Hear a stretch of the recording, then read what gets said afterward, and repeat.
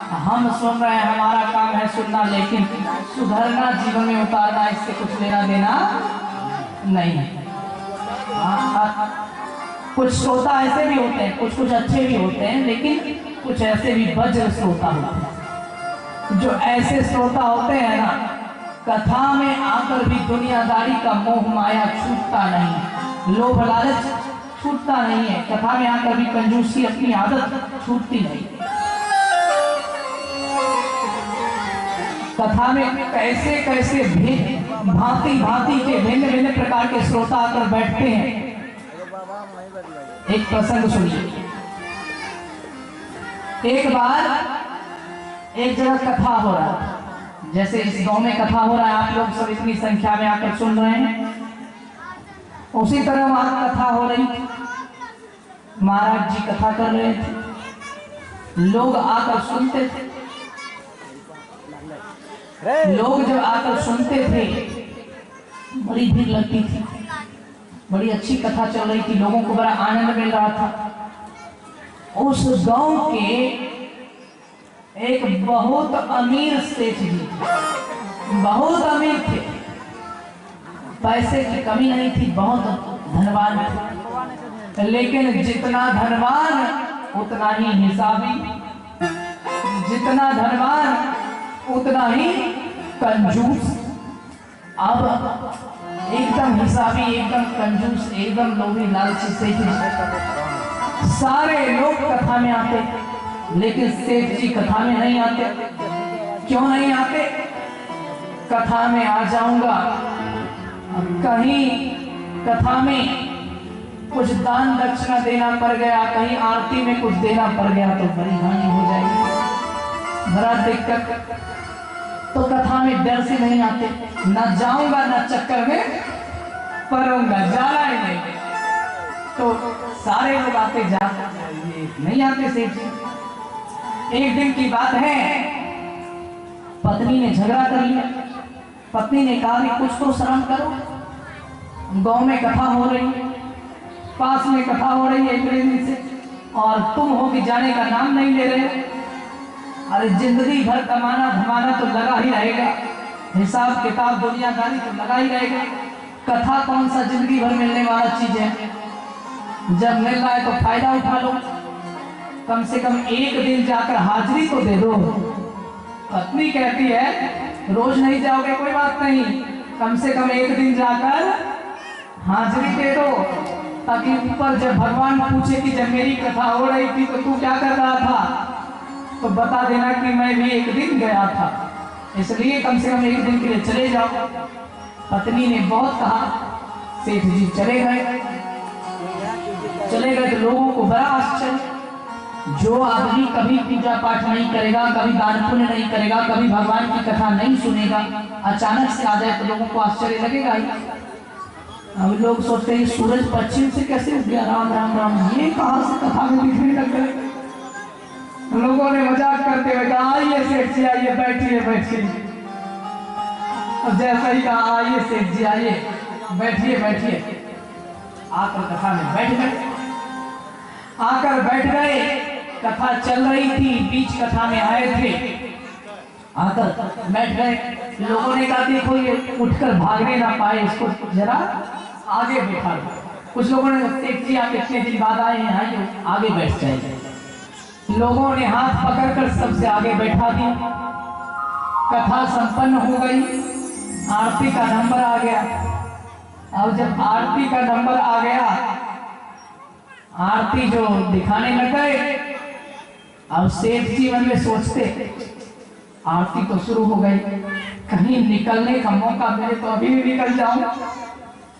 आरती शुरू हो गई है, कहीं बाहर निकलने का मौका मिले तो अभी ही निकल जाएगा। लेकिन लोग भी इतने ही चालाक थे। लोगों ने कहा सेठ जी ऐसे कैसे? लोगों ने कहा सेठ जी ऐसे कैसे जा रहे हो? आरती के बिना बीच में नहीं उठना चाहिए, इससे महापाप लगता है, कम से कम आरती तो करके जाओ, पुण्य मिलेगा, भगवान का आशीर्वाद मिलेगा। सेठ जी बैठ गए, चलो ठीक है आरती करके जाएंगे। मन तो कर रहा है उठकर जाए, लेकिन लोगों ने जबरदस्ती बैठा दिया है, अब तो बैठना ही पड़ेगा। आरती हो गई। आरती दिखाने वाला लड़का था, आरती घुमाकर आया, लोगों ने इशारा कर दिया, बहुत अमीर सेठ जी है, बिना दिए छोड़ना मत, इनको आज जाने मत देना। तो लड़का आरती घुमाकर आरती की थाल लेकर सेठ जी के पास चला गया। सेठ जी यजमान यजमान कुछ डाल दीजिए। अब तो ये सोच रहा है, जिस चीज से पीछा छुड़ाना चाहता था वो मुसीबत आ ही गई, क्या करूं? आरती की थाली आगे आ गई है, कभी इधर देखता, कभी उधर देखता, कभी ऐसी जेब में हाथ डालता, कभी वैसे डालता, कभी इधर हाथ डालता, कभी उधर हाथ डालता। मन में सोच रहा है, आज तो लगता है कुछ देना ही पड़ जाएगा। देने की इच्छा तो नहीं है, कुछ देना ही पड़ जाएगा। सोचा सेठ जी ने, ठीक है, अगर ये लड़का व्यस्त हो जाता है मेरा पैसा तो बच जाएगा।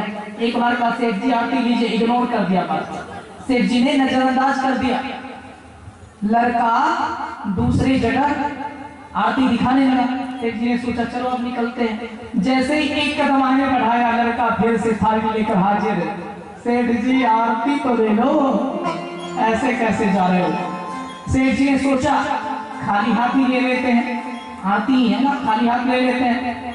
फिर देख रहे हैं जो जिसकी झोपड़ी की का घर है, जिसका घर झोपड़ी का है, जो मुझसे बहुत गरीब है, जो मेरा स्टाफ है, नौकर चाकर है, सब दे रहा है, कुछ न कुछ दे रहा है। मैं सेठ होकर नहीं दूंगा, बेइज्जती हो जाएगी, कुछ ना कुछ तो देना ही पड़ेगा। सोचते सोचते सेठ जी ने पॉकेट में हाथ डाला और पॉकेट में हाथ डालकर 54 सिक्का निकाल लिया। बहुत पहले की बात है, आज के जमाने में तो चलता भी नहीं, अभी तो 25 पैसे का सिक्का चलता भी नहीं। बहुत समय पहले की बात है, 4 आने का सिक्का निकाला, सिक्का निकाल रहा है, पकड़ रहा है, देख ही नहीं दे, देख ही नहीं दे, कभी हाथ आगे करता, कभी पीछे करता। अंत में सेठ जी हाथ मांगते हुए कहते, हे 54 बहन, आज तुझसे बिछड़ने का समय आ गया है, आज तो तू विदा हो रही है, अब तो देना ही पड़ेगा। लड़के ने कहा सेठ जी कुछ तो दो और आरती को दूसरे जगह जाना है। सेठ जी ने कहा अब तो देना ही पड़ेगा। जैसे ही आरती की थाल सामने आई, हाथ आगे किया, बहुत जोर से पकड़ कर रखा था सिक्के को। सिक्के को आप जोर से जब पकड़ेंगे ना तो सिक्का क्या होता है, पसीना से हाथ में चिपक जाता है। इतनी जोर से पकड़ कर रखा था, पसीना चल रहा था। आरती देने के लिए सोचा, सिक्का चिपक गया था तो गिरा नहीं। सेठ जी कहते हैं मैं समझ गया 54 बहन, तू कह रही है कि भाई मुझे मत छोड़, मैं तुझे छोड़कर नहीं जाऊंगी। मैंने देने का सोचा, लेकिन तू मुझे छोड़कर जाना नहीं चाहती, इसीलिए मैंने हाथ दिया, तू हथेली में चिपक गई है, तू भी रो रही है, देख तेरे आंसू के कारण मेरा पूरा हाथ भीग गया है। सेठ जी कह रहे हैं तू भी रो रही है, तेरे आंसू के कारण मेरा पूरा हाथ भीग गया है। अच्छा तू चिंता मत कर, अपनी बहन के आंख में आंसू मैं नहीं देख सकता, चल तुझे रख ही लेता हूं। फिर जेब में हाथ डाल दिया, सोचा दुनिया कहीं जाए हम नहीं देंगे तो नहीं देंगे, चाहे दुनिया बदल जाए लेकिन हम नहीं देंगे तो नहीं देंगे, रख ले। फिर सोचता है रख तो लिया लेकिन लोग क्या कहेंगे, फिर दिमाग में आता है रख लिया लोग क्या कहेंगे, फिर सोचा लगता है देना ही पड़ेगा। फिर हाथ इधर उधर घुमाया, सोचा लगता है देना ही पड़ेगा। जो आरती वाला लड़का था बेचारा हमेशा इसका मुंह तो नहीं देखता रहेगा, वो जरा बहुत भीड़ की कथा में इधर उधर वो जरा देखने लग गया। इसने कहा मैं समझ गया 54 बहन, तू क्यों क्यों रो रही है? तू अकेले रो रही है। ले तेरा बड़ा भाई बैठा देता हूँ, 1 रुपये का सिक्का आरती की थाली से आरती की थाली से 1 रुपये का सिक्का झपट लिया और उसको भी पॉकेट में डाल दिया। हम लोग अकेले मत रहो, आरती में देने की बात इच्छा, आरती की थाली से चवन्नी जेब में रखा और लड़का आरती वाला इधर उधर देख रहा था, झपट कर 1 रुपये का सिक्का आरती की थाली से ही निकाल लिया, उसको भी पॉकेट में डाल लिया। बहन तू अकेली थी इसीलिए रो रही थी, ले तेरा बड़ा भाई आ गया है, तू 4 आने का सिक्का है, ये तेरा बड़ा भाई 1 रुपये का सिक्का है, ले साथ में बैठा दिया। अब दोनों भाई बहन खुश रहो, हम कुछ देने वाले नहीं।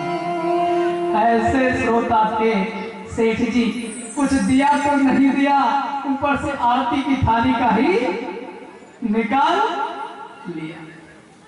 ऐसे भी श्रोता होते हैं कथा में भाई, कथा सुनने आएंगे लेकिन कथा पर ध्यान नहीं है, वो वज्र श्रोता। ऐसे श्रोता को क्या कहते हैं? ऐसे श्रोता को कहते हैं वज्र श्रोता। वज्र श्रोता का मतलब पत्थर के जैसा। पत्थर कभी बदलता है, पहाड़ कभी बदलता है, जहां है वहीं है, जैसा है वैसा ही, बदलने वाला नहीं। ऐसे वज्र श्रोता होते हैं, दुनिया बदल जाए तो बदल जाए लेकिन हम बदलने वाले नहीं हैं। तुम बदल जाओ लेकिन हम जैसे थे, जहां थे वहीं वैसे के वैसे ही पड़े रहेंगे, बदलने वाले वज्र। लेकिन वज्र श्रोता नहीं बनना चाहिए। कथा में जाओ, सत्संग में जाओ तो ये समय बार बार क्यों नहीं मिलता? कुछ ना कुछ ठाकुर जी के नाम पर दे दे, कुछ ना कुछ न्यौछावर कर लो, इससे कल्याण है। वज्र श्रोता बनकर रहोगे, आरती दिखाने में भी आरती से ही निकाल दो, तब तो जय राम जी की हो गया कल्याण।